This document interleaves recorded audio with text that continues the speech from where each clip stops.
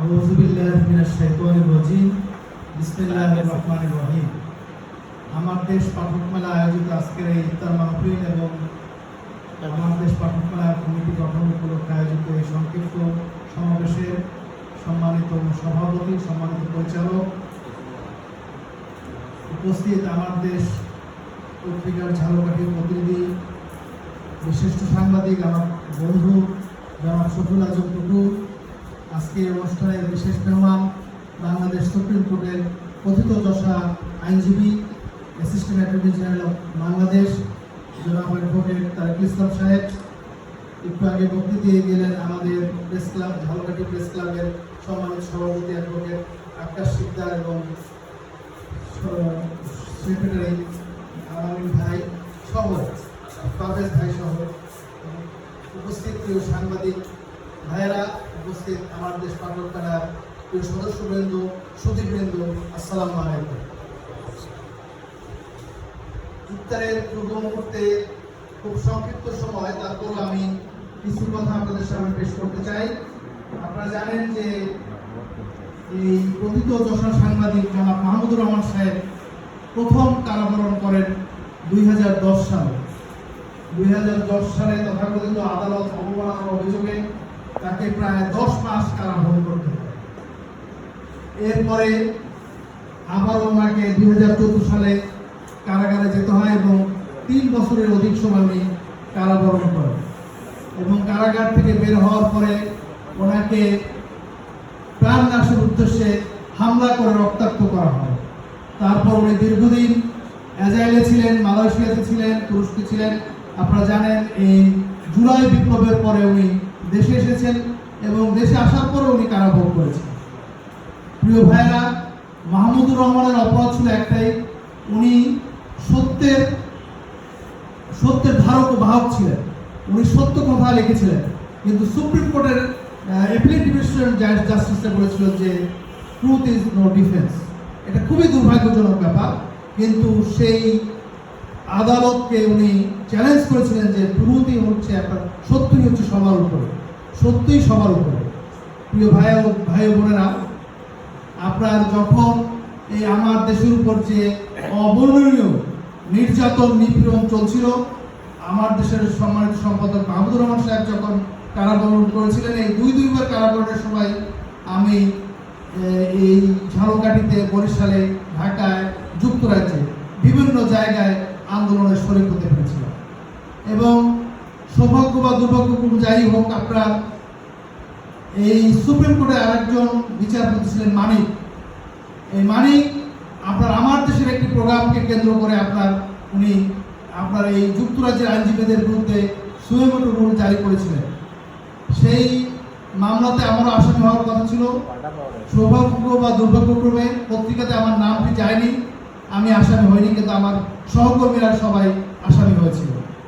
এরকম শুধু সংবাদপত্রের কণ্ঠরোধ নয়, শুধু আইনজীবীদের কণ্ঠরোধ নয়, আপনার সারা বাংলাদেশের মানুষ জিম্মি ছিল। এবং সেই জন্যই মাহমুদুর রহমানের আরেকটি বই ছিল যে বাংলাদেশের 56,000 বর্গ মাইলের আরেকটি জেলখানা থেকে আরেকটি বৃহৎ আকারের জেলখানা। তো এখন আজকে আমরা এই স্বাধীন বাংলাদেশে আমরা স্বাধীনভাবে মতামত প্রকাশ করতে পারছি, তখন আমার দেশ কিন্তু আরেকটি ভূমিকায় হাজির হয়েছে। আপনারা জানেন যে জনাব মাহমুদুর রহমান সাহেব কিন্তু বেগম জিয়ার সরকারের জ্বালানি উপদেষ্টা ছিলেন, মন্ত্রী মর্যাদায়, এবং বিএনপির যে একটি সহযোগী সংগঠন বাংলাদেশ সম্মিলিত পেশাজীবী পরিষদ, সেই পেশাজীবী পরিষদেরও উনি আহ্বায়ক ছিলেন। এবং উনি একটি মতবিরোধের কারণে আপনার এই পেশাজীবী পরিষদ থেকে পদত্যাগ করেছিলেন, কিন্তু ম্যাডাম কিন্তু তার পদত্যাগপত্র গ্রহণ করেনি।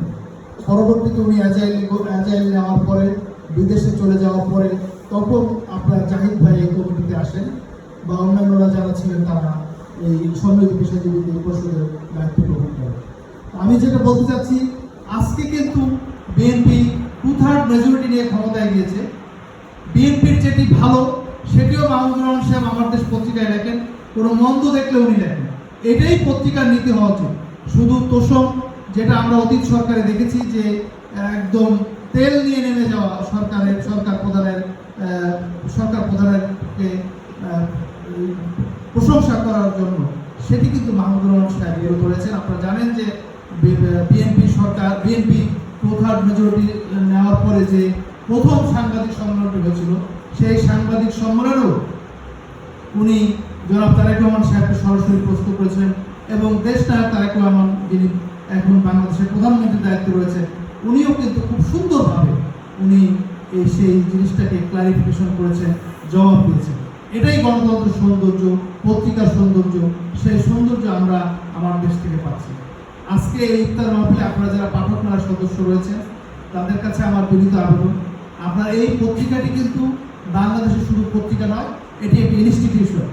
আপনারা এই ইনস্টিটিউশনকে যদি রক্ষা করতে হয়, এই পত্রিকাকে আপনাদের পৃষ্ঠপোষকতা বাড়াতে হবে। পৃষ্ঠপোষকতা বাড়ানোর জন্য আপনাদেরকে পত্রিকার সার্কুলেশন বাড়াতে হবে। আমার দেশ পত্রিকা ঘরে ঘরে পৌঁছতে হবে। আপনারা যারা ইয়াং তরুণ প্রজন্ম আছেন, আমার ভাইয়েরা, আমার বোনেরা, আপনারা এই কাজটি করবেন। আপনারা ঝালকাঠিতে আমাদের টুকুর ভাই রয়েছে, ঝালকাঠি প্রতিনিধি, আপনারা তার হাতকে শক্তিশালী করবেন।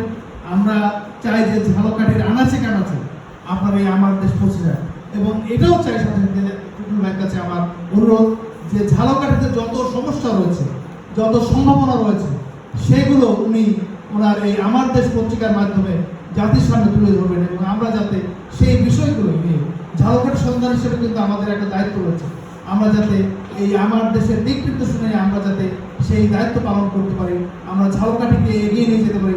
ঝালকাঠি যে দীর্ঘদিন বঞ্চনা, নির্যাতনের শিকার হয়েছে, আজকে একটু আগেও আমরা এই মাহফিলের আগে আমরা আলাপ করতেছিলাম যে এই ঝালকাঠি নদী ভাঙনের শিকার আমরা কিছুদিন আগে এই নদী ভাঙন পরিদর্শন করেছিলাম।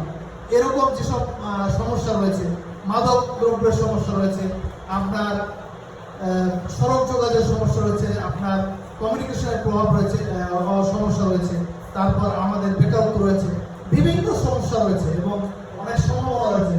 সেই বিষয়গুলো নিয়ে আমার দেশ কাজ করে, আমাদের প্রিয় ভাই বোনেরা আপনারা সহযোগিতা করবেন। আমরা এই আশাবাদ ব্যক্ত করছি এবং আগামীতে আমরা একটি সুখী সুন্দর প্রগতিশীল সমাজ ব্যবস্থা প্রতিষ্ঠা করতে পারবো। সবাইকে ধন্যবাদ। সবাই আমাদের দোয়া করবেন, আপনার জন্য দোয়া করে, আমরা আপনাদেরকে সবাইকে মঙ্গল করবো। আমি আসসালামু আলাইকুম।